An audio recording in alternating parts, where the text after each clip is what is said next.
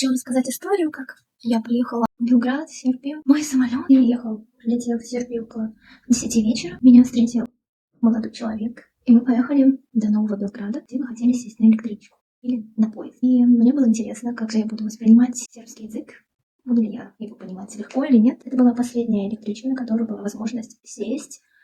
И какой-то человек рабочий начал что-то говорить всем стоящим и ждущим поезда. Я пыталась что-то понять. И как мне кажется, что я как будто бы что-то понимала, но думаю, что все-таки нет. Хорошо, что я была не одна, чувствовала себя безопасно поэтому. Мы обсудили с парнем, что это могло значить. И как будто бы последняя электричка приезжала не на ту платформу, на которой мы стояли. Но там еще были другие сербы. Они что-то там говорили между собой с этим человеком. Я все внимательно слушала, но ничего не понимала. И как мы решили поступить с парнями, как многие из тех людей, что стояли, то мы ждали объявления по поводу прибытия поезда, на какую платформу он все-таки приедет. Мы услышали объявление, что поезд действительно приезжает на другую платформу. Типа, готовьтесь, и у нас было достаточно времени, чтобы мы бегом перебрались на другую платформу. Ехали поздно и кушали салатик.